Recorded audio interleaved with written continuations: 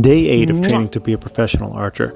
I kissed the girls goodbye and hit the road to Double G Archery for League Night, which I've been doing every Wednesday. I really like this tradition. It gives me a way to get some quality practice, quality reps, and see some familiar faces. Now, my bow has been firing great lately. It's been feeling really balanced. Arrows have been flying well, so I'm not going to lie. I had visions of a possible 300 dancing around in my head. That's not really realistic at this point in my journey, but it sure would be cool to do. Into the practice ends. Look, I don't put a lot of stock in these anymore because I'm just trying to get over everything hurting, and I'm going to have some ugly misses, and that's fine. But that's a pretty looking bow right there. So we got to the real thing, and the first arrow out was a 4. So there goes the 300. Don't have to worry about that anymore. Things got a little bit better. Snuck this one in just barely. There were a lot like that tonight, but I really did start hitting the target well. Ooh, look at that shirt. Kind of digging that pattern. Now, in the 9th end, I had arrows that hit 5 inches low right in the middle of it. We thought maybe my cams were out of time or my rest had gotten bumped down, but somebody astutely noticed that my rest was bent. So look at all the residue on this blade rest from vein contact. Not good. Might be time for a new rest. Day 9 of training to be a professional archer. It was squat day, and it's still 100 billion degrees in the garage gym. I started off with the rower. The rower's over-reliable. It gets the blood flowing, hits a lot of different muscle groups. Sorry about the tiny man bun. It's hot. I got into the empty bar to get my hips working and to work out all the crackles in my knees and shoulders. Takes a while.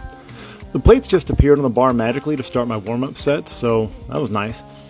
I worked my way up to a single at 305 and then went back down to a bunch of triples at 225 and then a bunch more singles at 275. I was a little pressed for time, so I had to do some really efficient, good bang for the buck kind of accessory work like overhead lunges and plate hammer winds that hit the areas I'm trying to focus on. I had to fix that bent arrow rest from League Night. Luckily I have a backup already, so all I had to do was pop that old one out, and you can see here how bent it actually was. Pretty ridiculous. Once I got the new one on there, my center shot was kind of messed up, so I had to put the levels on to get everything adjusted back to square one. I'm still going to have to dial this thing in again before 3D shooting this weekend. Oh, and Blueberry caught a minnow right in front of me today. It was awesome. So the wife and I had a little date night, and we went to the Backcountry Hunters and Anglers Conservation Conversation. Very cool event. It's a fundraiser that they do with a cool panel discussion. Lots of good food, lots of good drinks, a cool raffle, a pretty wife. And the panel actually included my buddies Jesse Griffiths, who's the author of Hog Book, and fly fishing guide extraordinaire Alvin Dito. New hat? Thanks, Jesse.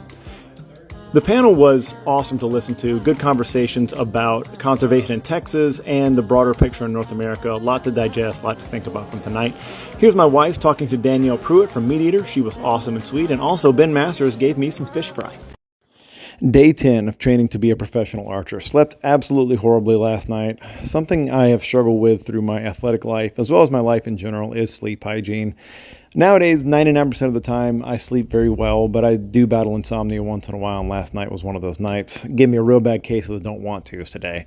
And of course, my first shot, I realized that the thumb screw on my release was loose, so I had to stop and tighten that. It's always something with this equipment.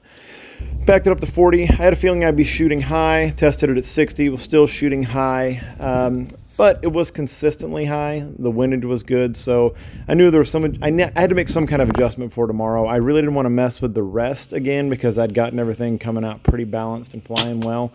I legitimately may just go into 3D shooting tomorrow by kind of compensating on the tape, shooting everything a yard shorter than it actually reads. We'll see though.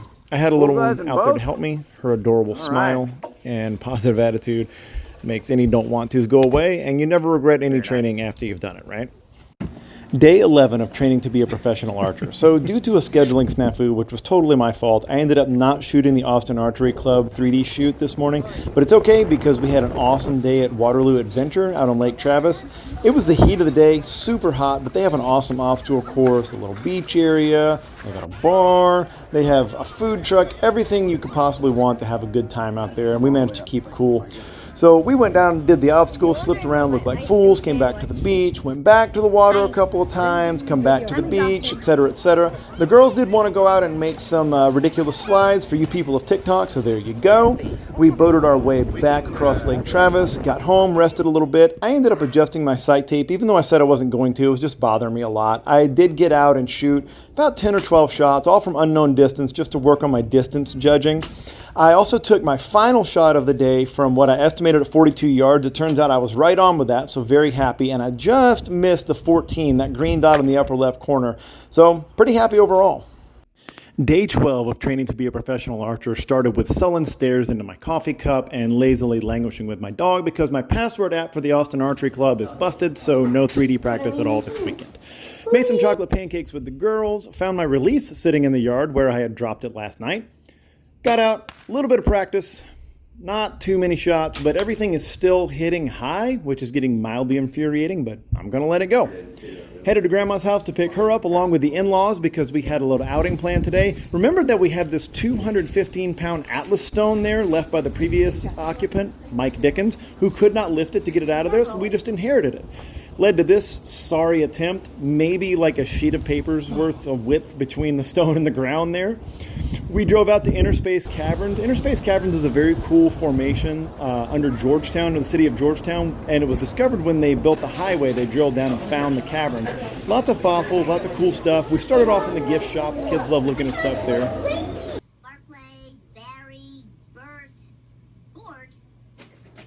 And then we descended down into the cave. They have a tour guide that shows you all the geologic formations, tells you the story of the place, how they mapped it out, all the discoveries in there. They found some fossils. I'm always a sucker for anything paleontology or archaeology. Really glad the kids got to see this and learn a bunch from it. They've all three gone now at different ages, and I think they get a lot out of it.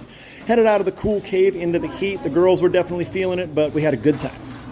Day 13 of training to be a professional archer. The girls started off with a little crafts video. I checked on our drawn hunts, which is our lottery system for hunting here in Texas. I thought I wasn't going to practice today, but it turns out I did. I shot this first shot with a kickstand on just because somebody got mad at me in another video about it. I realized I needed to adjust my peep sight. I think the adjustments I made helped with the hitting high problem I've been having. I still need to adjust my sight tape better. I also realized that my balance of the bow was a little off. I changed the weights and now I'm really liking it.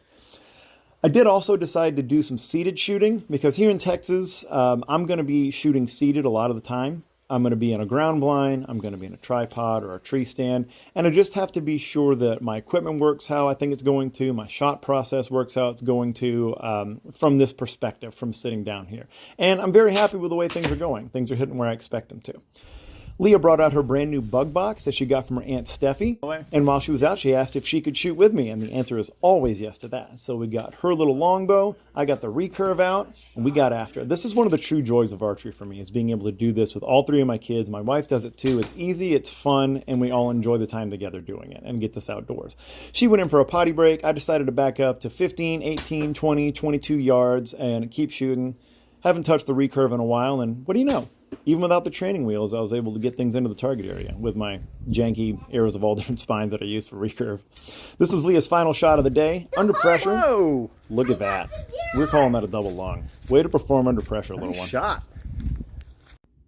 Day 14 of training to be a professional archer. I'm going to do a little quick hitter here to answer a question from the comments section of my last video. They ask, are you going to hunt deer with a target bow this fall? The short answer, yes. The slightly longer answer is that I've got options.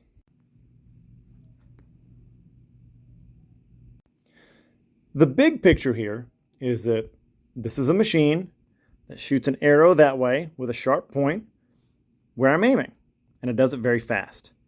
And that's really what you need. Are there things that are optimized a little more for target shooting than hunting? Absolutely, especially this gigantic 30-inch stabilizer. That is not going into a ground blind with me or into a tree, so I'll probably switch out this one for the front and put another smaller one here for the back bar. I'll change this blade rest out to full capture rest, so it's a little quieter and a little more stable. And I'll remove the lens from the scope housing here.